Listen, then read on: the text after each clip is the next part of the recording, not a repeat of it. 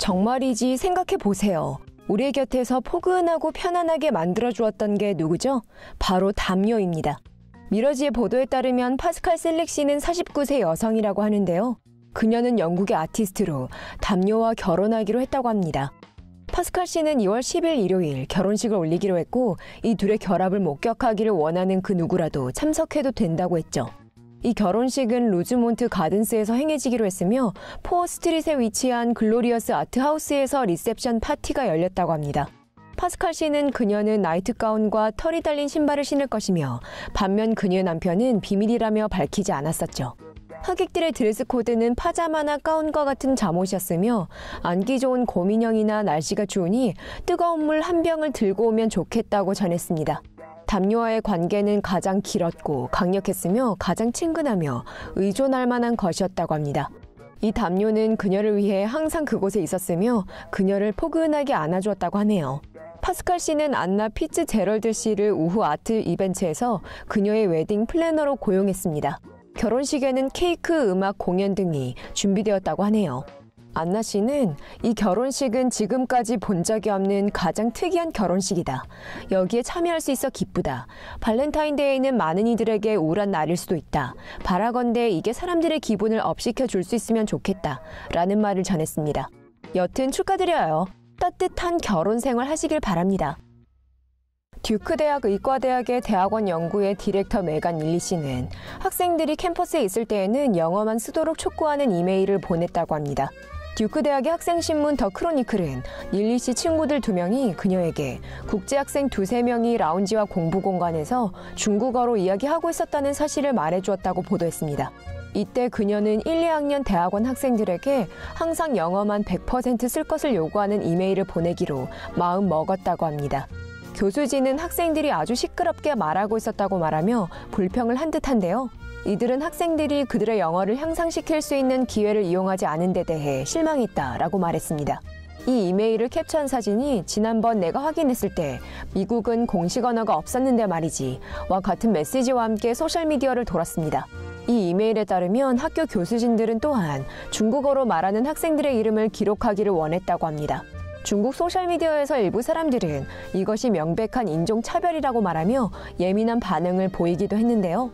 한 중국인은 왜 이게 괜찮죠? 중국 대학들은 외국인들이 교실에서 그들의 모국어를 쓰기 제한을 두나요? 라고 말했습니다. 그러나 한 네티즌은 이를 보다 부드럽게 접근합니다.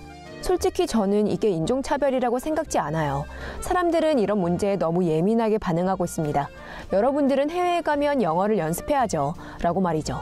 더 크로니클 측은 릴리 씨가 협박 이메일을 받고 나서 듀크 의과대학 대학원 디렉터 자리에서 내려왔다고 합니다. 그러나 그녀는 듀크 대학의 조교수 자리를 유지키로 했습니다. 올해는 그야말로 돼지해죠. 영국의 맥도날드는 영광스럽게도 이제 빅맥에 베이컨을 얹어준다고 하는데요.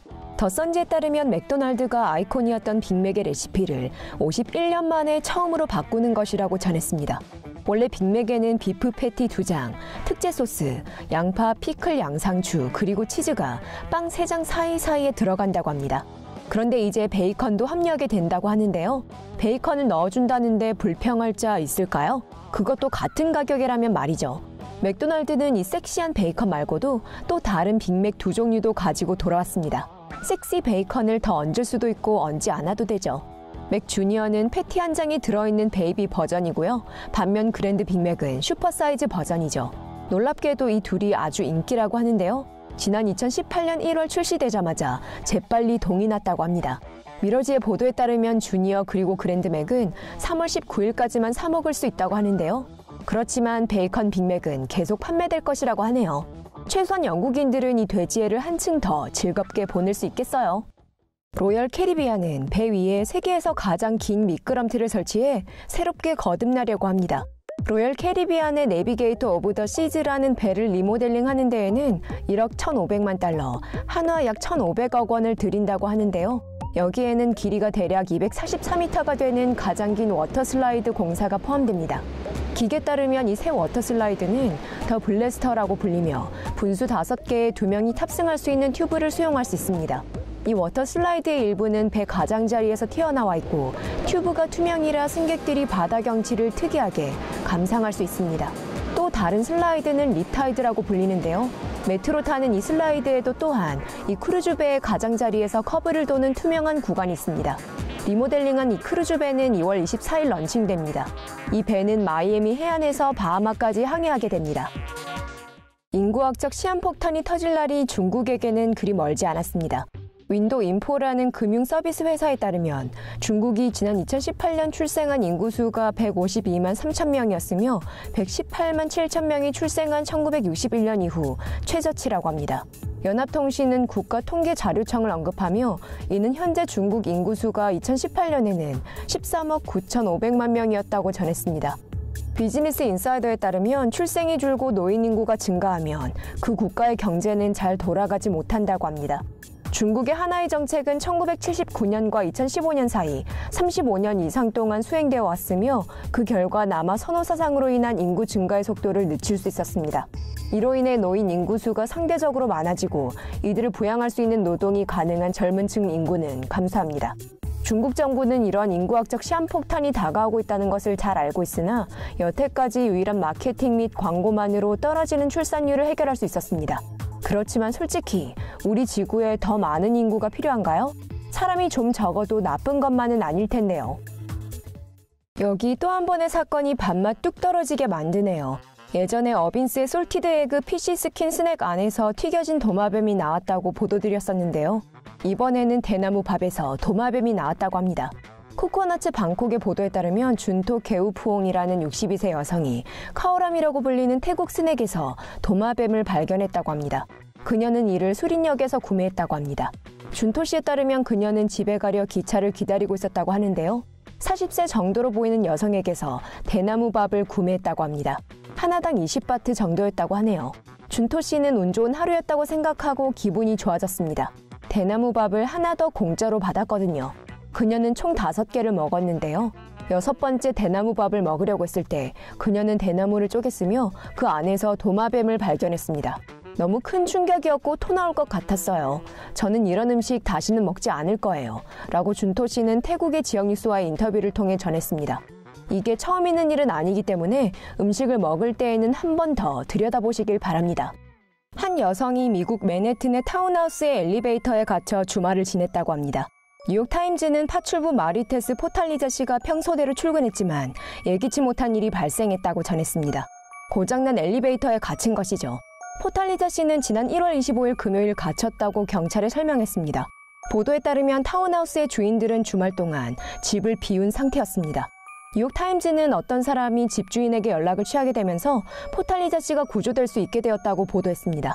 보도에 따르면 이들은 가족들에게 무슨 일이 일어나고 있는지 알려주었다고 합니다. 이후 한 사람이 포탈리자 씨가 엘리베이터에 갇힌 사실을 알게 되어 신고를 하게 되었다고 합니다. 소방관들이 이 타운하우스에 출동했고 엘리베이터를 강제로 열어 53세인 그녀를 드디어 구조했습니다. 뉴욕타임즈는 포탈리자 씨가 병원으로 실려가 치료를 받았다고 보도했습니다. AP통신이 인용한 성명서에 따르면 가족들은 포탈리자 씨가 지난 18년 동안 그들 가족에게 있어 중요한 사람이었다고 합니다. 가족들은 포탈리자 씨가 병원에서 잘 회복하고 있다고 덧붙였습니다. AP통신에 따르면 엘리베이터 오작동의 원인이 무엇이었는지 조사 중이라고 합니다. 뭘 잃어버리신 분들은 재채기 나올 때까지 한번 기다려보세요. 영국 서부 요크셔 지역 출신의 한 여성이 재채기를 했다 코에서 반지가 하나 뿜어져 나올 것이라고는 생각조차 못했을 겁니다.